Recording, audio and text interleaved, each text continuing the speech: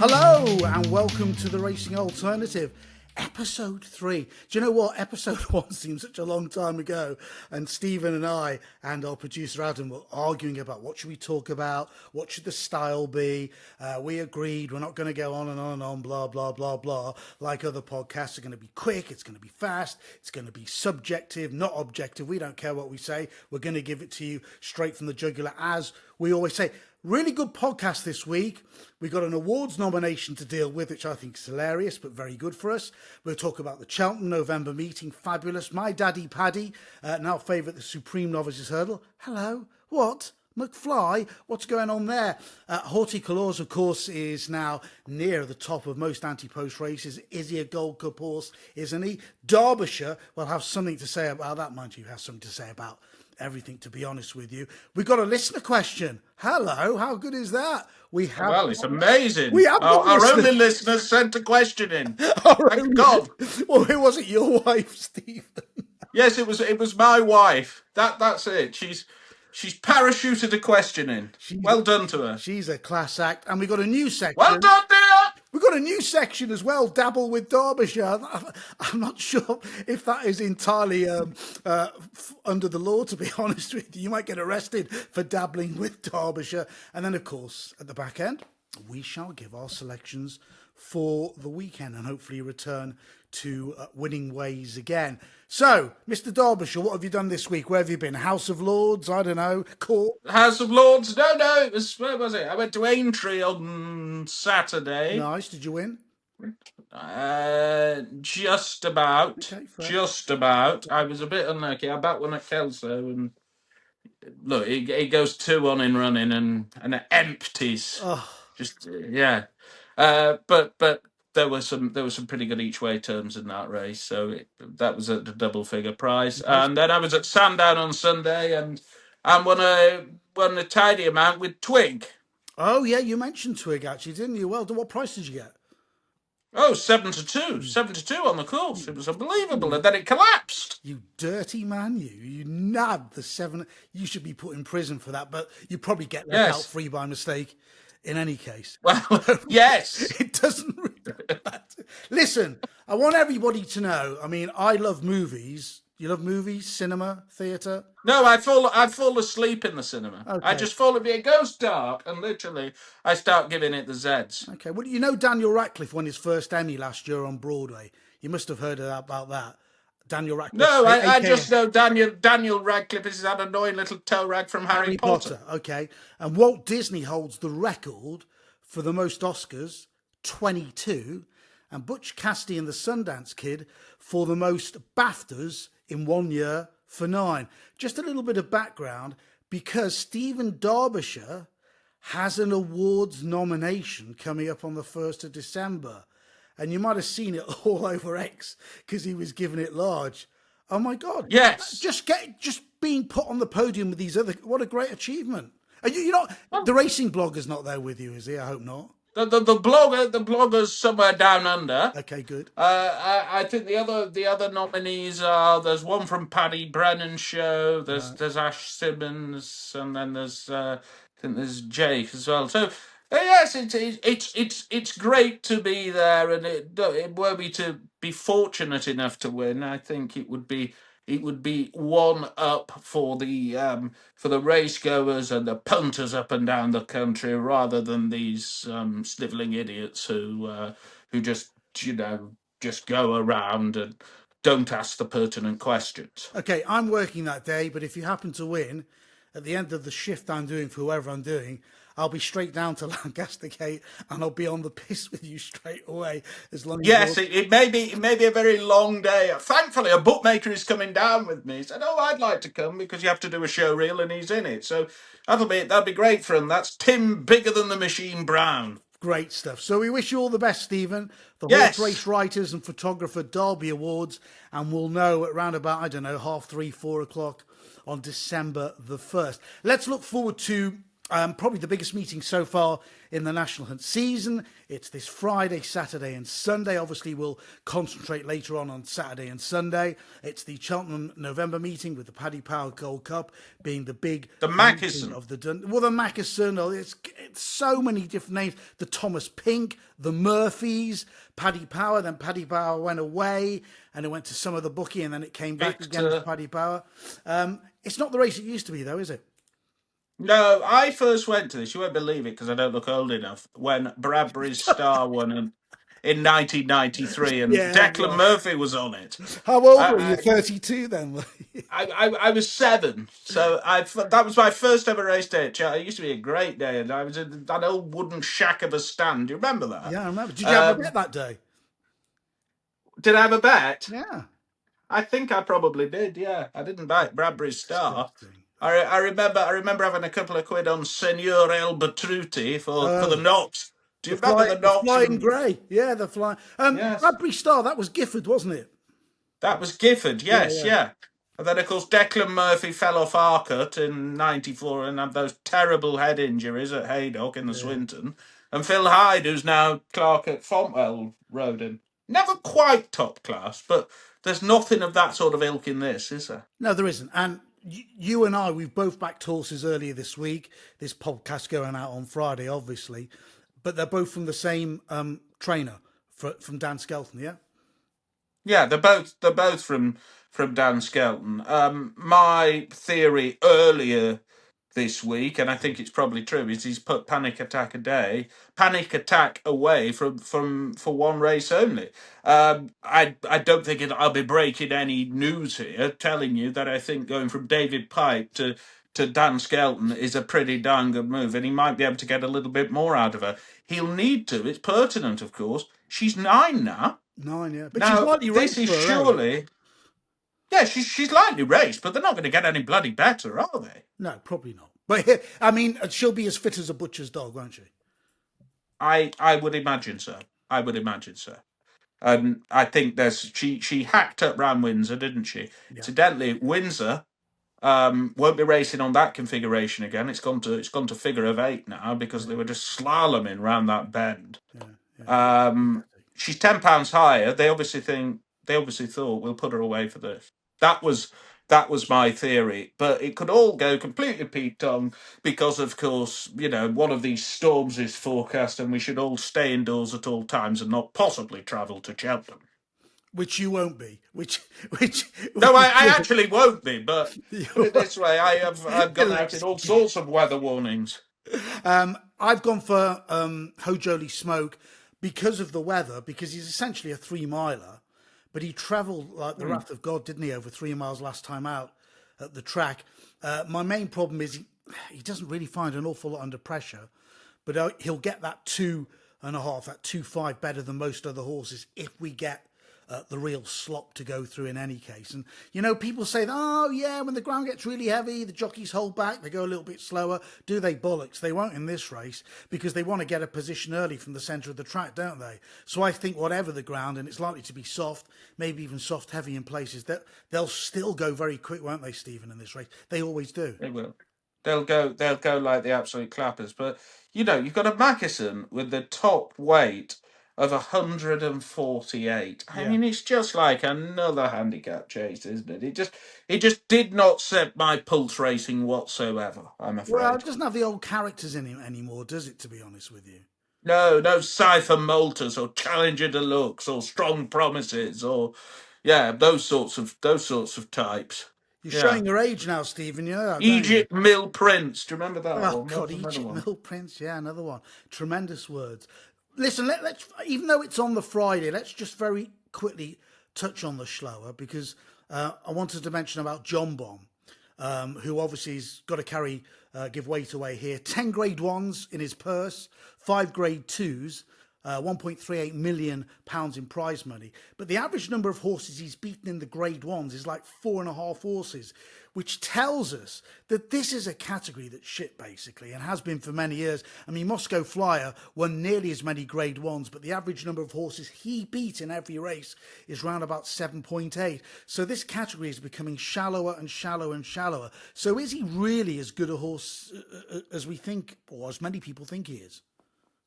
I think on the clock he is. I think he's a fairly solid 170 horse, but I I would just temper it slightly. He's 9 now. He'll be 10, of course, in January. Yeah, He isn't going to be getting any better. He had his ass whooped at Sandown, didn't he? you did. He was fairly comprehensively outdone in the Queen Mother here, and Mm. and don't forget he has been beaten at 1-4 here. So my personal feeling is he isn't quite as good around Cheltenham. Now I don't know if you saw. I spoke to Nicky Henderson last week, Oh, did you? and he. Oh, I did, yes, at Sandown. Why would he speak to you, Derbyshire? Why? Tell Well, me. I'm doing something at Sandown on Tingle Creek Day, so they wanted me to grab Ah, Nicky Henderson, get and you. I didn't grab him literally, thank God. Right. But I asked him, would he ever think of going to the King George, and he said no. Well, that's a big Which was it. I mean, were he to be mine, and trainers get pissed off with this, yeah. but were he to be mine, I think you've got to try something a bit different because he isn't going to beat the French horse in the Tingle Creek. No. I'd be going Peterborough King George. Okay, interesting. Do you think he'll be beaten this week Yes, if the and ground I'm is not really quite sure soft? what. Yeah, I'm not quite sure what by. I think Liberty Hunter possibly. yeah, I agree. I know you've got a small interest, Yeah. um, but it was very, very lightly raced. But I, I think age could start to catch up with him. Okay, this is the way I looked at things early this week. All right. So not only do you have to be a form pundit, a form student, Stephen, right, to make money at this game, you got to be a weather forecaster, yeah, especially in the Oh winter yes, months. And we knew there was going to be all this rain, and I couldn't believe it when it was still 50 odds first three. Liberty Hunter was 14-1 when 12 was still engaged. I think he's now 5-1. I thought he was an each way bet to nothing. Harry Cobden, the booking, is bloody good because he's going to hold on to him, hold on to him, hold on to him, and even if he doesn't win, he's going to sneak a pace in any case. So I'm very, very happy with that. We will talk about, of course, Cheltenham a little bit more and the weekend of racing when we give our form selections as well a little bit later on the racing alternative, as we know. An alternative to backing on the day is backing anti-post. I'm going to love this bit because I'm hoping you're going to mash into this, Darbishire. Kill it, grate it, yes. whichever way you can. At Carlisle, Mydaddypaddy hosed up in a novice hurdle. Over 2 miles. He looked as fit as a flea. He won by 4.5 lengths from Harbour Island. And all of a sudden, in the evening, I was out the afternoon, I looked on the Racing Post website, and this Raggedy Taggety is a 7-1 shot for the Supreme Novices Hurdle. You've got to be kidding me. Well, yeah. I mean, what yes, it was probably the best time of the day. Yeah, But easy. Jesus Christ, I mean, I think we just need a set of perspective here because what people like to do is ejaculate in November when you should be really, producing the goods in March. Very premature, yeah. Yes, very premature.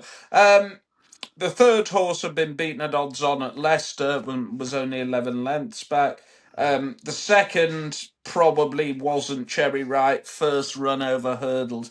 From a form perspective, there's a hell of a lot of difference between Carlisle in November and Cheltenham in March. So I think the other thing just about, I'm not saying he can't win, but bloody hell, we're 4 months out. There's a hell of a lot of the season to play, Yeah. and I just found it a complete and utter overreaction. Yeah, and the second was given a very easy time by Sean Bowen. He didn't even put Harbour Island into the race, yeah, from the back of the field, and didn't dare cover Mydaddypaddy's move from the bottom of the home straight, from the bottom of the hill, and he was nowhere near fit. And add to it again, and I know we're singing off the same hymn sheet here, which is unusual for us to. He also needs 2.5 miles, so I think the bare essentials, the only thing hugely in his favour was the time of the race, but for me, nothing else. Agreed? Agreed. I Bloody agree with hell. you. I agree with you absolutely on that. I think that is a very good summary, and I am just bored already of this nonsensical mirror type, sort of tunnel vision of, oh well, this will win at Cheltenham. I mean, for fuck's sake, it's got to win a proper, a better race than this to Absolutely. even be talking about that. The producer's going to love me for saying an F bomb. That's okay. He'll edit it out. He's cool. Yes, he will. We'll be cancelled. We'll not be back next week after our triumvirate of shows. And do ensure you subscribe and like us and leave us absolute rave reviews because we're so good. This is the Racing Alternative. That's Stephen Darbyshire. He's got a mouth bigger than mine, which is really, really hard. We're actually going to have a listener viewer question later on. So if you want to give us your questions, the Racing Alternative at gmail.com is the place to go. So that's coming up very shortly. And we've got a new section coming up as well, Dabble with Darbishire, which could be anything. He could be trying on new fashion clothes. He could be going to the new Indian restaurant in Lancashire. We've no idea what it means, but it's coming up in about 3 or 4 minutes' time. But before that, we've talked about Mydaddypaddy and his potential, and it's too early. What about a horse we saw last week at Newbury, returning over hurdles, the Irish national winner, Horty Kers, trained by Rebecca Curtis, who, for me, looked as though he badly needed the run at Newbury when you saw him in the paddock. But, I mean, he's a naturally gross, big, scopy animal, isn't he, in any case? Does that signal his arrival at the top table now for the very, very best prizes in steeplechasing? And by that, I mean the Cheltenham Gold Cup. Does he become a player now, Stephen? Yes, I think he probably does. I think he's got a lot going for him. I think his willingness to win is certainly one of them. Yeah. I also just have a feeling that he's probably going to run next week in the Betfair. With Oh, you more think of the that, Betfair rather than the Coral Cup, yeah? well, I'm saying I've got a feeling, but you know, there's if you go on an exchange at the moment, he's about 7-2, 4-1. And I think he'll win the Betfair, to be honest. I think he's a very, very talented horse. Now, all right, you might say, well, he only beat Bill Baxter last week, but you and I both know that that was a prep run. Yeah. It was nothing more than that. And Rebecca Curtis, I think, would have been absolutely delighted Oh, with that. yeah. I just thought it was a lovely run. He knows he knows how to win. He's on a bit of a roll now. You know, he's officially rated 154 over fences. It doesn't take that much, and he's probably got that propensity of improvement in him. I mean, don't forget, last year he actually got beat off 1-2-2 at Chepstow. So he takes a bit to get from 154 to a Gold Cup horse, but he's young enough. I think he could be very, very good indeed, and it'd be nice to see Rebecca win one because she's lovely as Rebecca. And he's run and won around Cheltenham. He's handled the fences there, no problem at all. It's a plus from me as well. So we've agreed on two things, which is not good for this podcast because we're supposed to disagree on the Racing Alternative. So just on the Betfair, because I think this is important. Yeah, I live 2 miles from Haydock Park. you do. Yeah, And it has been a thoroughly wet week. Lovely. So we could be in for some slop.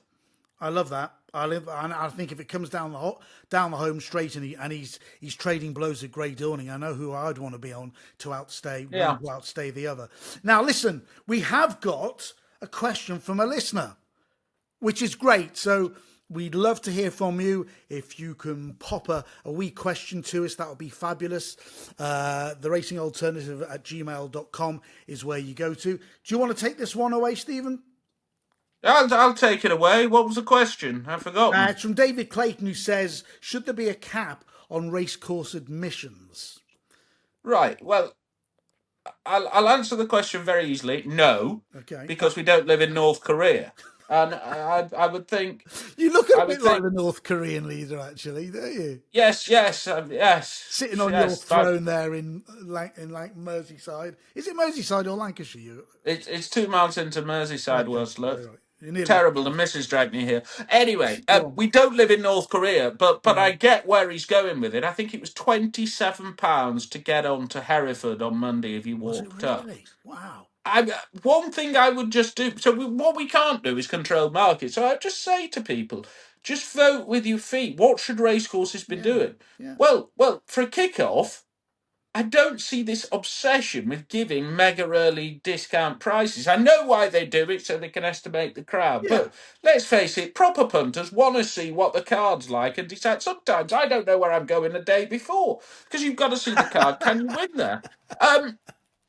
27 quid, card only, at Hereford on a Monday. You don't get That shouldn't you don't be. get a program with it, no, on entry and a free pint. No, that could have been no more than that. Should be no more than a tenner in my eyes. I agree. So I think racecourses just need to wake up, and this goes back to that nomination. The amount of people who come up to me at racecourses and say things, don't piss the hand that feeds you off.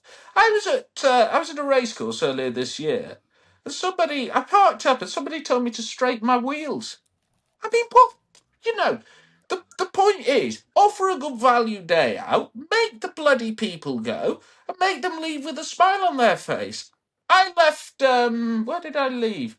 I left Sandown on Sunday, and they said, "I hope you've enjoyed yourself. Have a very safe journey home." And they smiled, that sort of thing. Yeah. But don't be charging 27 quid to get into some shitty Hereford card on a Monday. Hereford are not the only culprits here, but let's not forget Hereford closed 10 years ago, Yeah. and tricks like that will make it bloody close again. And these racecourses need to start smelling the coffee. Why? Well, guess what? Rachel Thieves is coming for you, Yeah. and then you're going to need gate attendants. That's quite funny. They asked you to straighten your wheels because um, they were both bare bald tires, weren't they? Or had you had them changed by then? No, one a year, sir. If you don't know, if you didn't listen to the Racing Alternative last week, Stephen had an MOT on his car, which had done more than a DeLorean actually in Back to the Future. How many bald tires did you have on there? 3. No, I think we got the quadruple up. You got the Acca up. Well done to Yeah, him. we got the quad pot up. The quad pot. Terrible. Now, we were going to have a sting for the next section, a nice bit of music to introduce it, but obviously it's a little bit too late. But our producer Adam says he's going to do it for next week. So this is a new section which you can contribute to as well. And it's called Dabble with Darbishire, where you get a chance and I get a chance to ask the most famous punting professional on the circuit a few questions. But of course, the questions are going to come from me first of all, but you can hand them to me in the... And I have said, for God's sake, don't tell me them beforehand, because I hate that. Yeah, because then you just get these... It's like an episode of Emmerdale, isn't it? They're just pre-contrived answers. Like question time as well. The Racing Yeah. Alternative at gmail.com. So my first question is related to your car. How the hell did you get away with driving a death trap of a car for so long and not being arrested by the police? Right. Can we just clarify this? Okay, there was only one thing which was a dangerous fault, and that was obviously after I'd been to Wetherby and back, because I always check my tyres and things and check they're pumped up. When you're doing 40 or 50,000 miles a year, I said to the mechanic, how many miles am I going to get out of those other 3 tyres? He said, less than 1,000 before they're illegal. So I said to him, replace my tyre, sir, then I'm ready for winter. I'm like Santa Claus. You are actually, you do look like Santa Claus. If you grew that beard a Yes. little bit more and just Yes. turned it wide, I definitely believe you. But the one thing is, I wouldn't sit on your knee. Tell me, Most people wouldn't. in your record, I know you keep punting records. What's your favourite race course for punting at? And I know this is psychological for a lot of people, yeah, because they've had big wins at a race course, so they get regular wins at a race course. What's been your favourite race course for getting money back off the satchels? What in the past? Well, look, I remember, and this goes back 20 years, basically paying for a year at university by punting at Hexham one day. Oh wow! And this was completely irresponsible punting, by the way. Basically I won and just rolled it up because I fancied the next one. And anyway, I won a substantial, 5-figure sum, which back in those days was like, Ridiculous. complete happy days. The general rule I've always had, and it's not been quite as true this year, is the further north you go, the better my punting is. I've not got quite the handle on some of the southern horses. I know most northern horses in my head. Yeah. But an especially good record this year, for some reason, at Dross Lass. Wow, you've gone there. Wow. Well, I'll go anywhere, any racecourse in 4 hours. Jeez, I don't know how your car got there. So the further north, but Hexham was one of your favourites.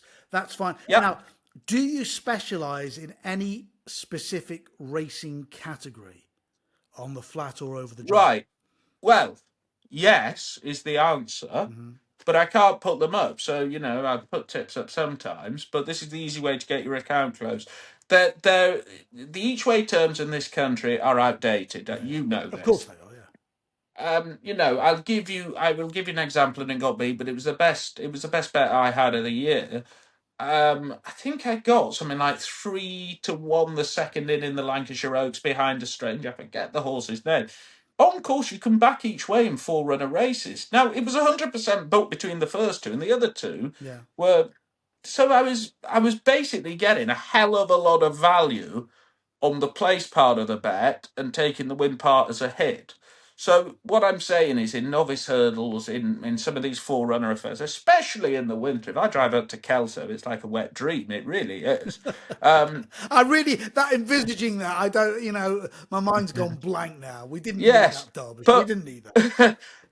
8 or 9 runner affairs, novice hurdles. Online bookies hate it, so I Yeah, won't put yeah. them on. But on course, you can get on, and you can get on to fairly significant levels. Okay. I also Interesting. like betting without sometimes. I don't know how you find that. Yeah, occasionally, if the odds are right. Okay, let's move on to the most important bit for everybody listening to the Racing Alternative for episode 3. And we'd like to thank our friends NRG.com for helping us out, in association with them, of course, because they sponsor us. Selections, tips of the day for the weekend. And I know you've got more than me. So, Stephen, you kick us off. What do you fancy this weekend? Um, it was nice to see Christian Williams. He's had a, you know, fairly tumultuous year. It's all looking good now. I think everyone has just loved how Betsy's gone on this year, and Agree. hopefully the yard can kick on this season. Nice to see him have a winner at Bangor earlier this week. And I think there just might be one gone under the radar. You can back this horse at about 25s Oh, at the nice. moment. Might be a bit less now. Might be a bit less by the time this goes to publish. I got a bit of 28 earlier. I thought last rodeo has shown a liking for testing conditions. Had a bit of a sighter last time around here, which is no bad thing, and got absolutely wiped out at the fifth, and then managed to somehow recover and run on. Was well beaten, but you can write that run off.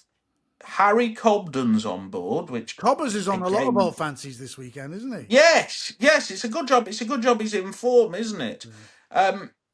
And I just thought 25s. All the bookies have done is think, oh well, it's finished ninth last time. It must have no chance. It's very lazy odds compiling that, but we can take advantage, can't we? Love it, love it. I'll give you one of mine and then we'll come back to you. Obviously, we haven't had the final declarations for Sunday. The Southern National at Fontwell Park, where they get dizzy going around there. Is it 3 miles, 3 furlongs, something like that, or 3.5 miles? And there's still about 27, 28 entered there. But there's a horse right down the bottom of the weights, and I'm thinking, rather like Cheltenham, as Fontwell is going to get loads of rain, it's going to be bottomless there.